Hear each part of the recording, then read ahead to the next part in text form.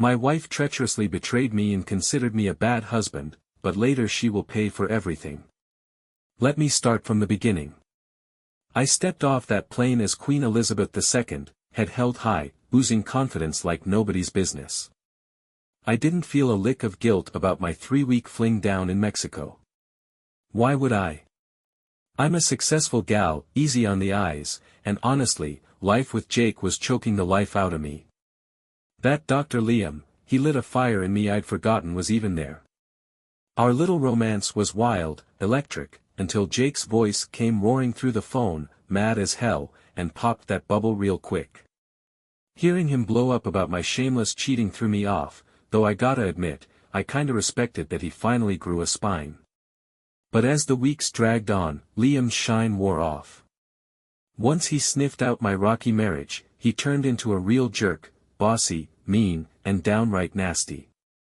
What started as a thrill turned into something humiliating, but I'd be damned if I let myself feel sorry about it. I swallowed his jabs, 'cause my pride wouldn't let me back down, but it all fizzled out anyway. Liam even swapped seats on the flight home to dodge me. Then there's Sophie, my work buddy caught up in her own mess, who spilled that Jake had threatened to rat her out. Her husband Ethan. That guy doesn't forgive easy, and sure enough, a process server nailed her with divorce papers the second we hit US ground. Thank you for watching my videos. Don't forget to subscribe and leave a comment, let me know which city or state you're watching from. I was half expecting divorce papers myself, but when nobody came for me, I breathed easier. It just proved what I'd figured all along, Jake didn't have the guts to walk away. I told myself he was back home, licking his wounds but still crazy about me, waiting for his wife to stroll back in. After 6 weeks with Liam, I was itching to take the reins again, picturing Jake begging me to stay. But that bubble burst at the Quiet Haven Hotel. I rolled in expecting Jake to be there, but the lobby was a ghost town. Brushing off a tiny pang of nerves, I marched up to the front desk like I owned the place. Then, one by one, every damn credit card I tried got shot down. A nasty feeling started churning in my gut. I plastered on a grin and told the clerk to run M again, but he wasn't budging.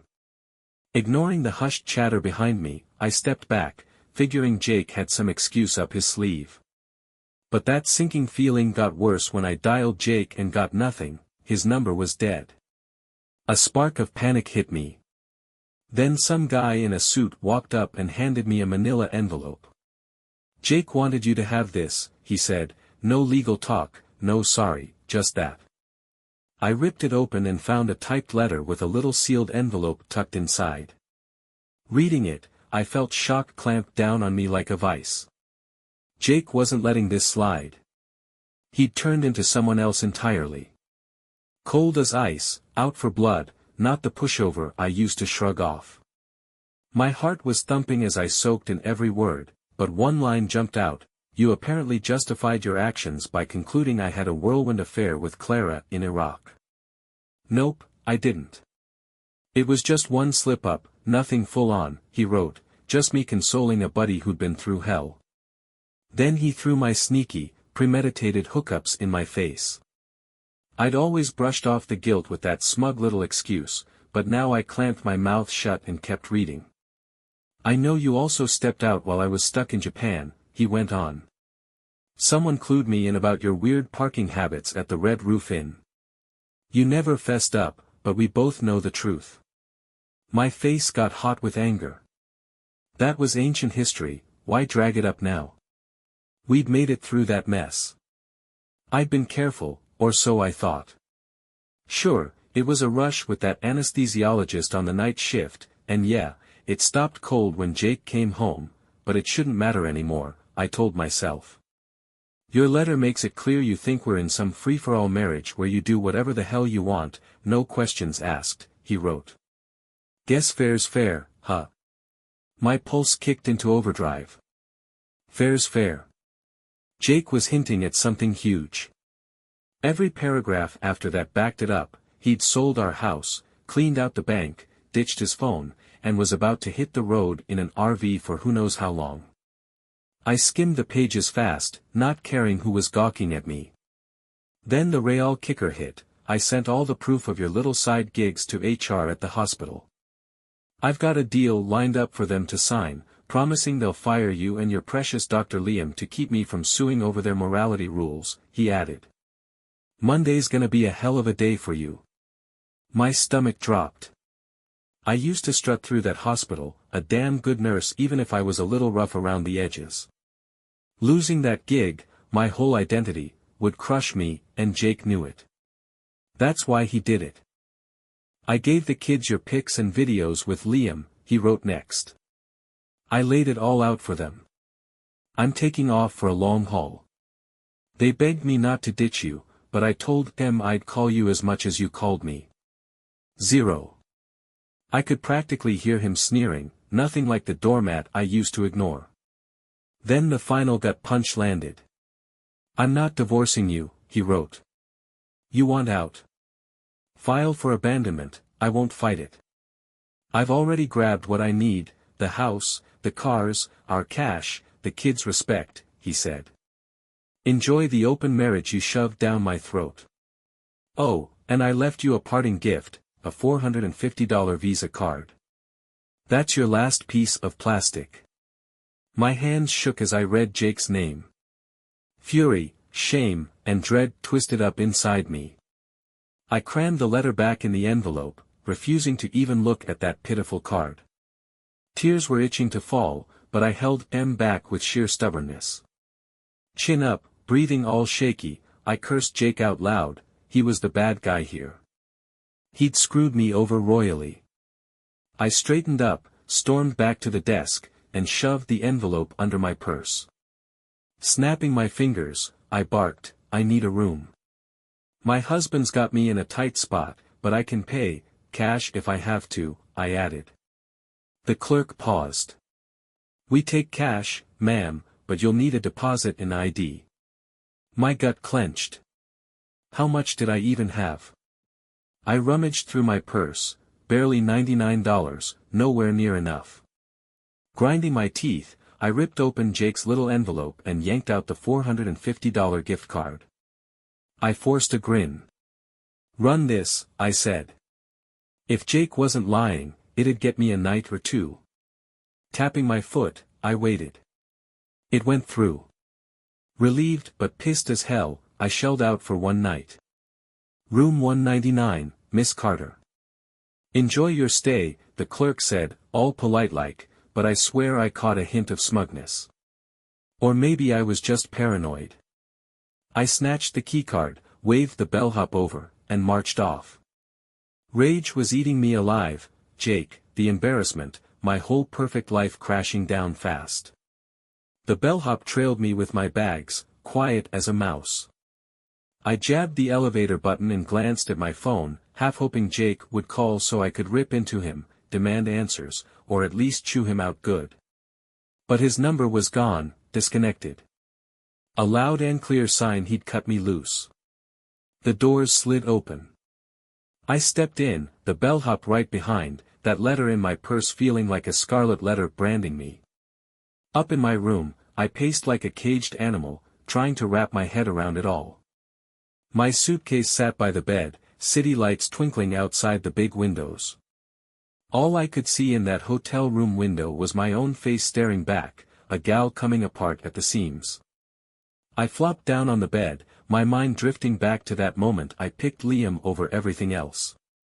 I'd been dead sure Jake would never have the guts to walk out on me. Liam had this swagger, always whispering in my ear about how I had so much untapped potential, how I was way too gorgeous to waste away in a boring marriage. I ate up every word, figuring Jake was too much of a wimp to do anything but sit around waiting for me to come back, no matter how bad I messed around.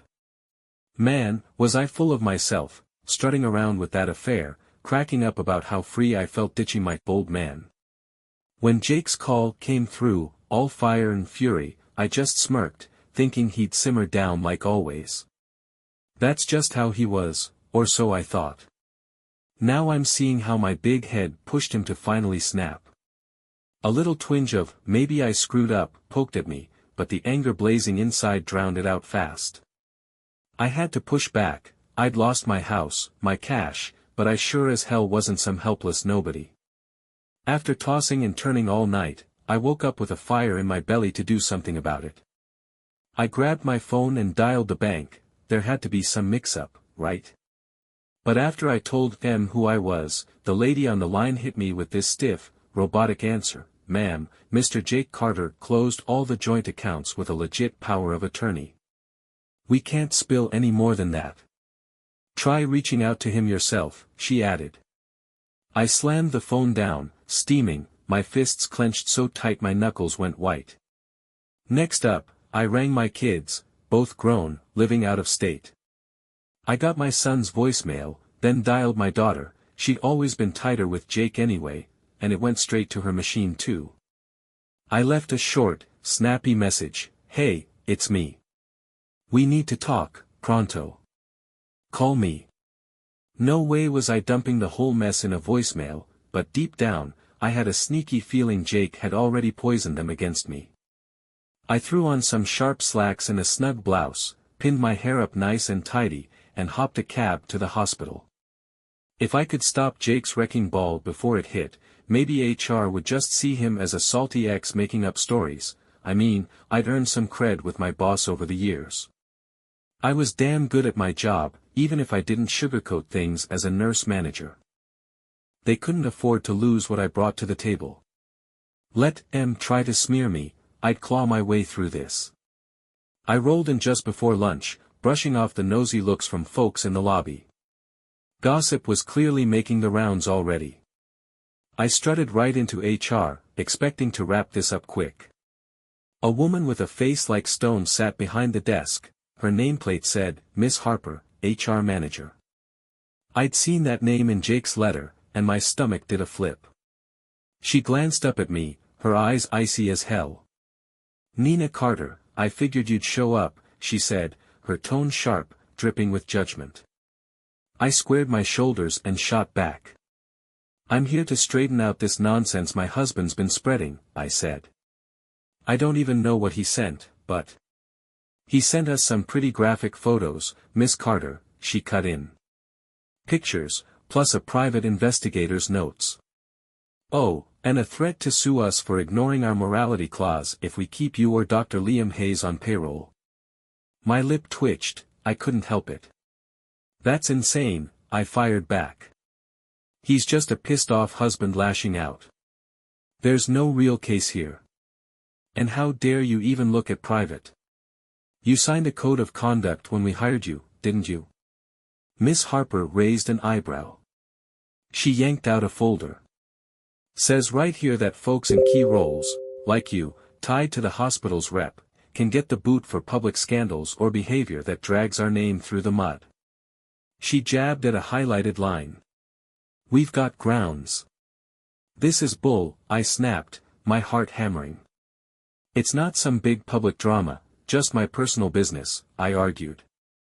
Miss Harper's voice stayed cool as a cucumber. "Your husband's email was thorough as hell. He blasted it to your coworkers, doctors, donors, and sponsors," she went on. "Those pics. Real explicit. Staff are griping that you're unethical, and donors don't want their names anywhere near this mess." My cheeks burned. I never dreamed Jake would splash my dirty laundry all over town like that. "So that's it? You're canning me just like that?" I demanded. Miss Harper pressed her lips tight. "We're still hashing it out with the lawyers. I'm not here to judge your bedroom choices, Miss Carter, but the board's sweating a lawsuit and public backlash." She slid an envelope my way. "You're suspended without pay till we sort it out." I stared, floored. I wanted to unload every nasty word I could think of, but my head was a jumble of feelings tying my tongue in knots. I grabbed the envelope and spun around instead. As I stormed off, Miss Harper called out. "Security's gonna walk you to your locker for your stuff," she said. Sure enough, a big guy with a blank face popped up next to me. I marched on, chin up, feeling every pair of eyes in the place on me. The rumors had spread like wildfire. Some folks gawked, others muttered behind my back. The shame dug in deeper, stoking my fury. I spotted Dr. Liam by the nurse's station, hemmed in by a bunch of staff. He looked like a ghost, sweaty, pale, the works. Nurses who used to fawn over him were glaring daggers now. He caught my eye and scowled, but I saw the panic flickering in there. What the hell's happening? I barked at him. He peeled away from the crowd and grabbed my arm, pulling me off to the side. Your lunatic husband, he hissed low, sent pics and videos to HR. He's tanking my whole career, I'm under investigation now. This is nuts. I yanked my arm loose. My lunatic husband. I shot back. You didn't mind screwing with me down in Colombia, playing your little power trips. You think I wanted my face all over email blasts? I'm about to lose my gig too. He glared at me hard. Don't dump this on me, he snapped. You're the one who wouldn't shut up about your pushover husband, acting like you had a free pass to mess around. If I'd known he was this kind of psycho, I'd have steered clear. The elevator pinged down the hall. Security started closing in. Liam tensed up, ripping the stethoscope off his neck, backing off like a trapped rat. Damn it, he mumbled under his breath. They're calling me to HR, might as well be my funeral, he said. I curled my lip at him. I didn't feel a shred of pity. I could still hear him crowing back when Jake first called, laughing about how weak Jake was, saying real men don't whine. Well, who's whining now? I hit him with a frosty stare. Have fun with that open relationship, I spat, throwing Jake's jab right back at him. Then I turned and walked off, leaving Liam stewing as security closed in. I was almost out the hospital doors when a voice I knew all too well stopped me cold. I whipped around and there was Brooke, my next-door neighbor, the same one I'd tried to pull into a swinger deal behind Jake's back. Her arms were folded tight, her face screaming disappointment. Well, look who it is, the jet-setting superstar, Brooke said, her tone frosty as she sized up my still-sharp outfit. I'm guessing you've seen Jake's letter by now. My gut did a somersault. What are you doing here? Vincent had a checkup, she said. Figured I'd swing by HR to drop off some forms for a part-time gig I'm picking up. And wouldn't you know it, your mug's plastered all over this place. Kinda hard to miss. I swallowed hard, my cockiness crashing into the sharp sting of getting called out right when I was already down. Bet you're loving this, I snapped. Keep your high and mighty crap to yourself. I hear you and your man are into swinging, so don't act all holy, I added. Brooke let out a dry, bitter chuckle. Swinging? Sure, but not sneaking around. There's a big difference, she went on. Vincent and I lay it all out, no secrets, no lies. You tried to drag me into your little Liam adventure without Jake knowing a damn thing. That's not how it works. I bristled, heat rising. Don't you start preaching at me. For months, you were the one feeding me ideas, showing off your open life, I shot back. And look where it landed my marriage. Brooke shook her head slow. Don't pin your screw-ups on me, she said. Jake's a decent guy. If you just talked to him straight, maybe you two could have worked something out. Instead, you lied, played games, and made a fool of him, she added. I had no idea. You didn't even clue him in on your big plan. I balled my fists. You're taking his side after he's torched my whole life. Sold my house, swiped my money, turned everybody against me, he's the real villain here. Brooke's eyes went hard. You turned him into that. Stuff you do catches up with you, Nina, she said. I told him the same thing over dinner. Oh, and he wasn't into sleeping with me, just so you know. He said the whole idea made him sick, especially after you tried roping us into your shady mess, she finished. My cheeks burned like they were on fire, I wanted to sling something nasty back, but my brain just froze. Finally, I managed to curl my lip. Tell him I hope he enjoys his lousy RV life. You too can shove your preachy garbage. I spun around and stormed off, pretending I didn't notice the crowd starting to gawk. By the time I got outside, the sky was all dark and moody, rain pouring down like it was matching my vibe. I was suspended, probably about to get the axe. My cards were dead. The house I used to call mine. Some young couple owned it now. I could still see that backyard deck where I'd fantasized about breaking free, now it was theirs to enjoy. I fished out my phone and dialed up a couple old work buddies for a lifeline. One hemmed and hawed, muttering something about Jake sending proof. The other didn't even pick up, just left me hanging. Their cold shoulder stoked my temper. So what if I'd stepped out? People get past worse in marriages all the time. Who were they to judge me? With nowhere else to turn, I dragged myself back to the Quiet Haven Hotel, stuck living off Jake's pathetic gift card. In the cab, I stewed, obsessed with tracking him down. I tried calling old neighbors, even the realtor who'd sold us the house. Nobody answered. Jake had wiped himself off the map. That night, I holed up in my room, glaring at the city lights like they were laughing at me with their everyday glow. I checked my phone, zilch, no calls, no texts, no one in my corner. But my email? Overflowing.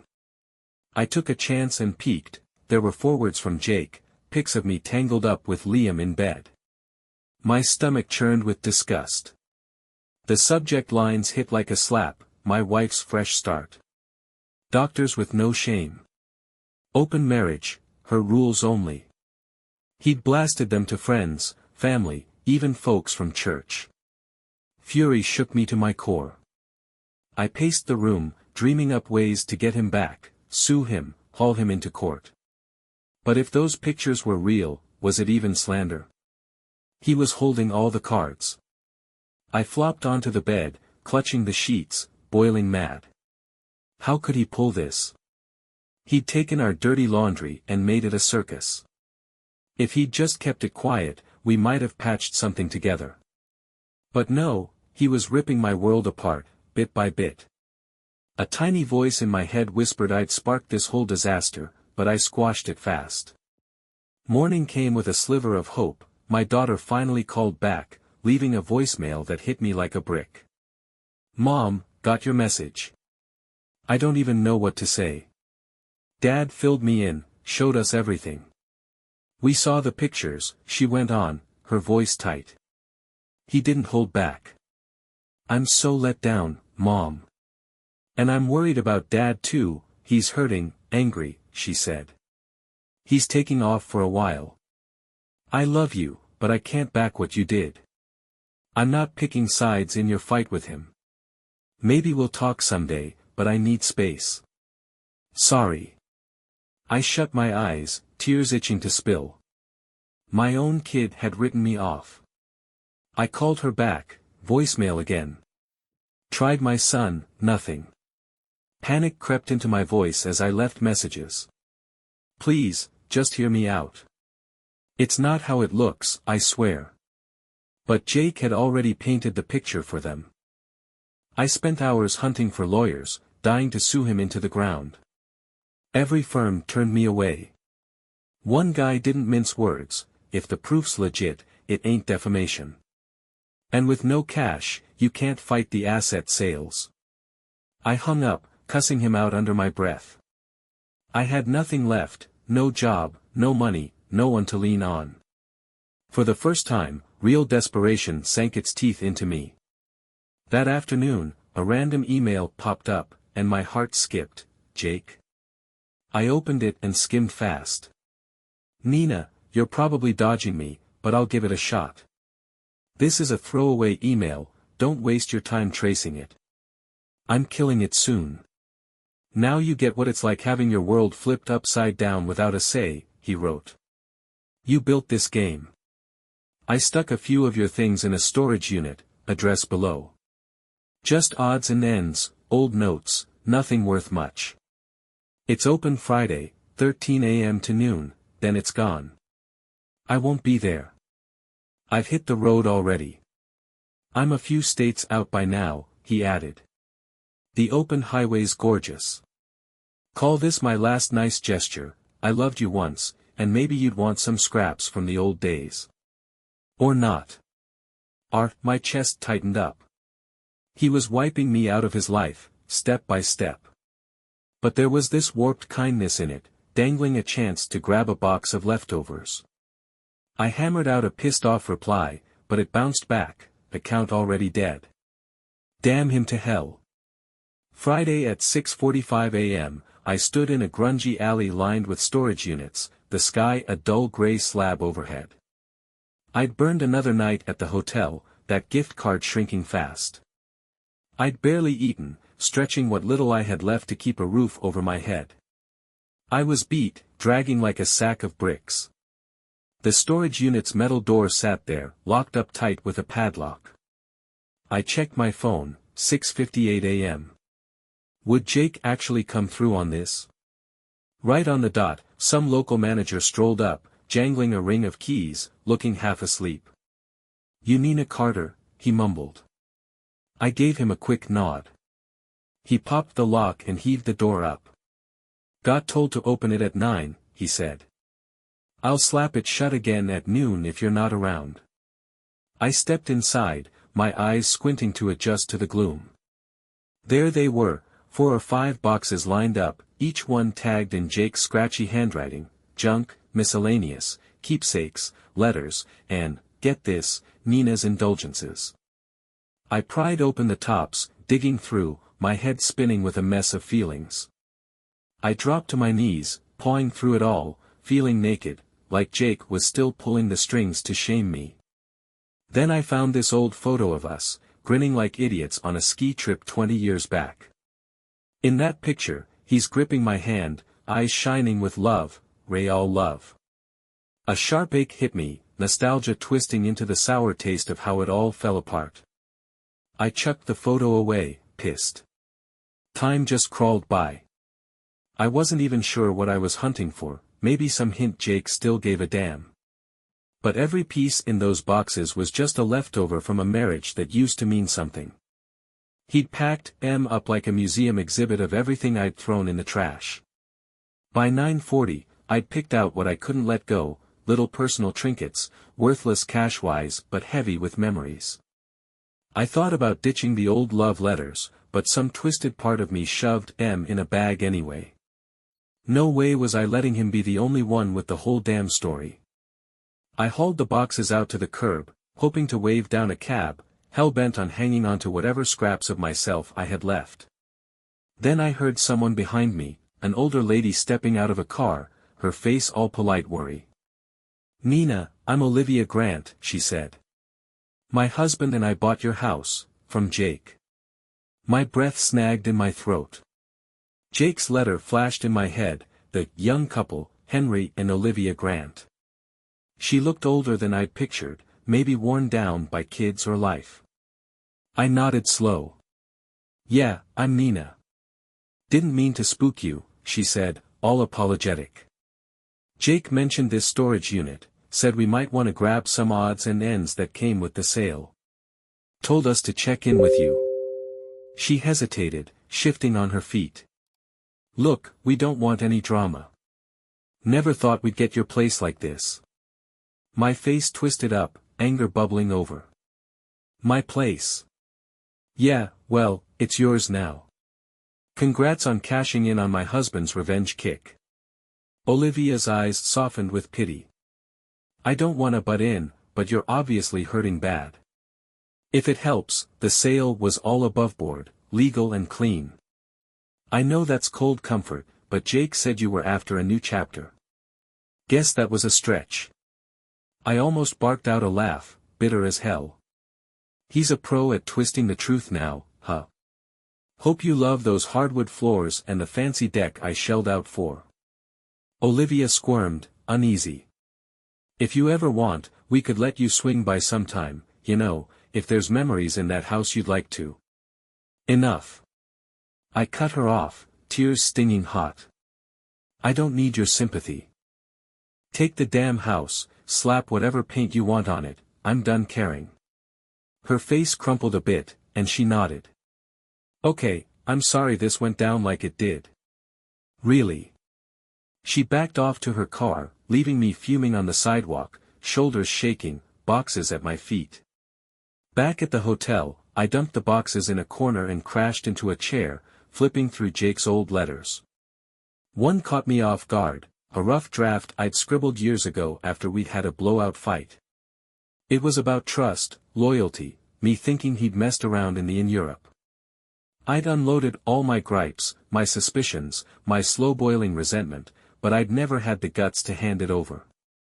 Now, the irony hit like a truck, everything I'd threatened in that note had come crashing back on me. Jake, if you ever shatter my trust, I'll make you pay, I'd written.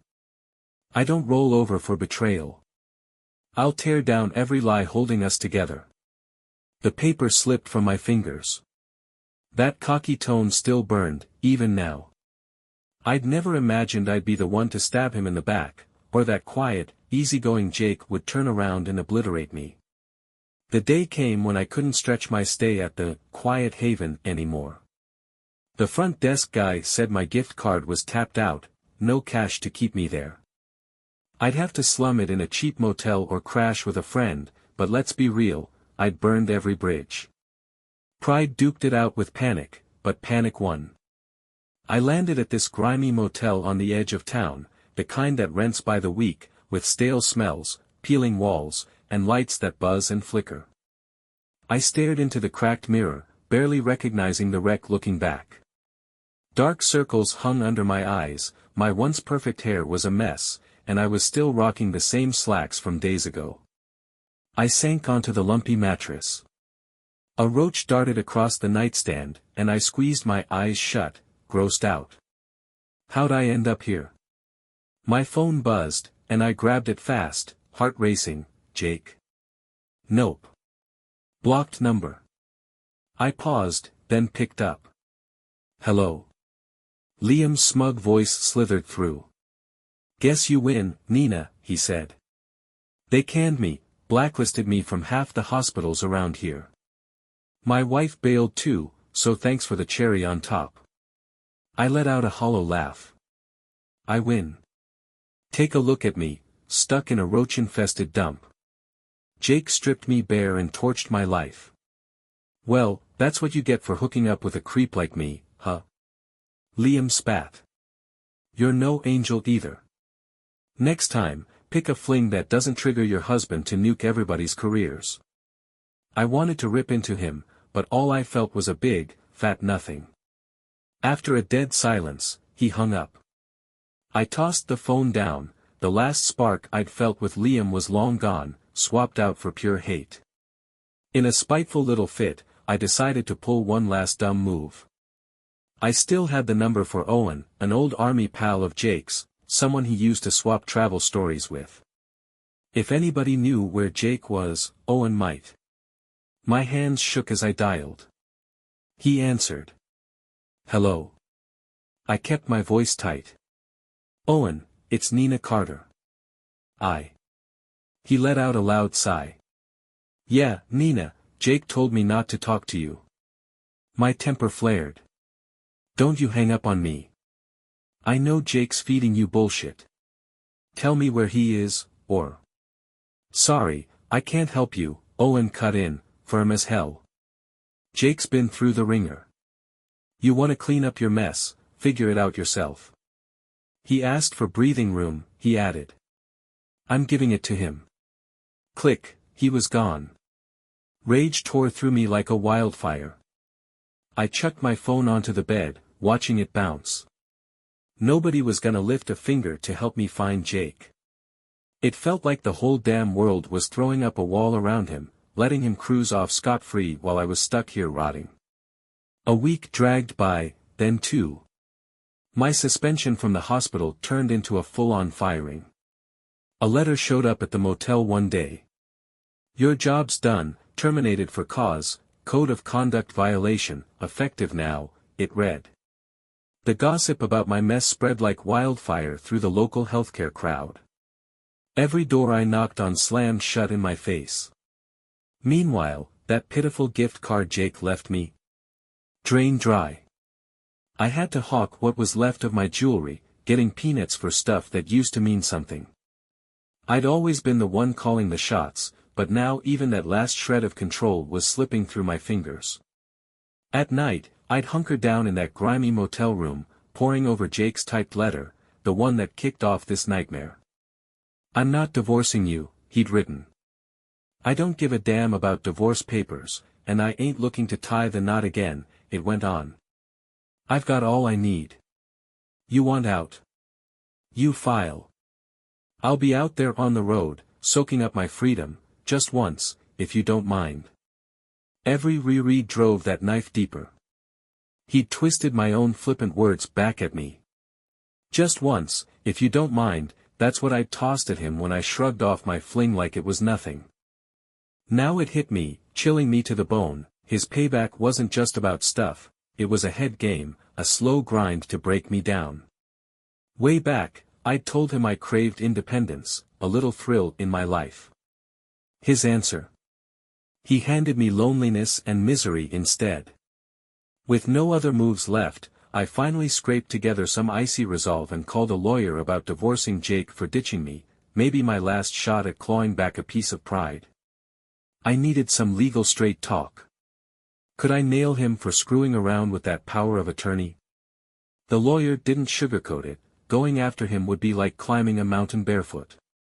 Jake had dotted every I, crossed every T, all the paperwork was airtight, with disclaimers galore and every property sale signed off clean. The cash? Vanished, probably tucked away where no one could sniff it out. His letter even bragged he'd used my own signature from the POA. I'd signed without a second thought years ago. The lawyer laid it out flat. "You can take him to court, sure, but you'll need a pile of money to throw at it. And even then, it's a coin toss if you'd win." I stared at the cost breakdown, my eyes blank. I didn't have 2 nickels to rub together, so it all circled back to Jake's smug little taunt. File for divorce, or stay hitched in name only, a ghost of a wife with no man, no money, no future. I walked out of that office feeling like a zombie. My big dreams of dragging Jake through the courts crumbled under the cold, hard truth. I climbed into the beat-up junker I'd scored with pawn shop cash and drove back to the motel. The sky was sagging, thick with rain. Dark clouds rolled in, heavy and mean, like they were promising nothing but gloom ahead. I sat there in the driver's seat, engine clicking in the quiet. For a split second, I let the tears loose, couldn't stop them if I tried. Me, the gal who used to strut around like I owned the world, bawling in a motel parking lot with the stink of old smokes seeping through a cracked window. When I finally forced myself to get up, I unlocked the door and stumbled into my room.